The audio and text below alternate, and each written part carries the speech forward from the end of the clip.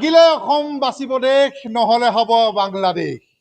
জাগিলে অসম বাচিব দেশ নহলে হ'ব বাংলাদেশ।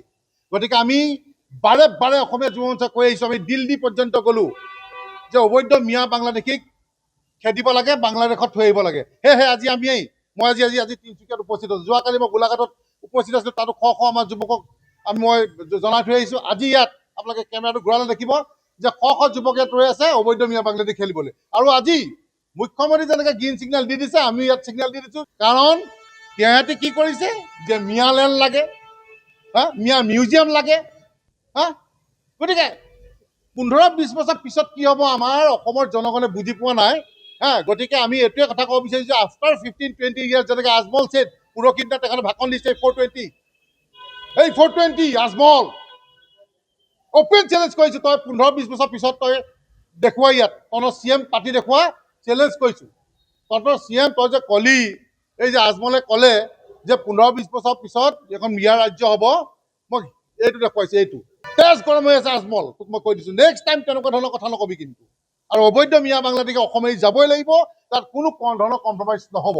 কাৰণ আমাৰ মাতৃসকলৰ কাৰণে আমি চিন্তা কৰিব লাগিব, আমাৰ নিজৰ ল'ৰা ছোৱালীৰ কাৰণে আমি চিন্তা কৰিব লাগিব।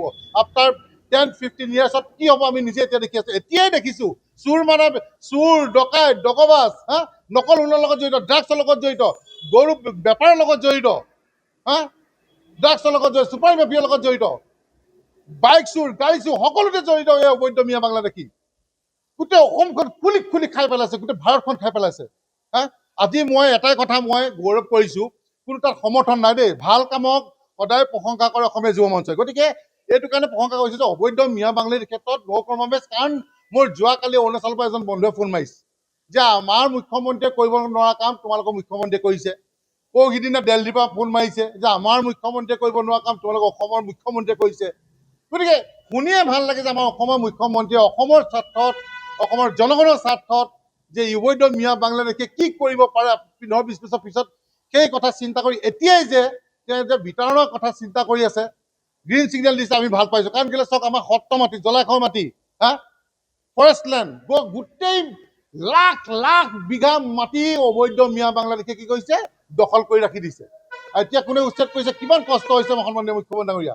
দিনে ৰাতিয়ে তেখেতে একাকাৰ কৰি ফকলেণ্ড JCB লগাই চব উদ্ধাৰ কৰি আছে। এইখিনি মাটি আমাৰ নিজৰ হাতলৈ আনিছে। গতিকে আকৌ যে নহ'ব সেইটো কেতিয়াও ভাবিব নোৱাৰি। গতিকে মই এটাই কথা অসমবাসী ৰাইজক ক'ব বিচাৰিছোঁ যে এই অবৈধ মিয়া বাংলাদেশী খেদাৰ স্বাৰ্থত আমাৰ মুখ্যমন্ত্ৰীক সহযোগ কৰক। আৰু আমিও কৈছোঁ যে বেয়া কামত কেতিয়াও আমি মুখ্যমন্ত্ৰীৰ লগত নাই, বেয়া কামত কেতিয়াও আমি চৰকাৰৰ লগত নাই, কিন্তু এনেধৰণৰ ভাল কামৰ লগত আমি মুখ্যমন্ত্ৰীৰ লগত আছোঁ আৰু সদায় থাকিম।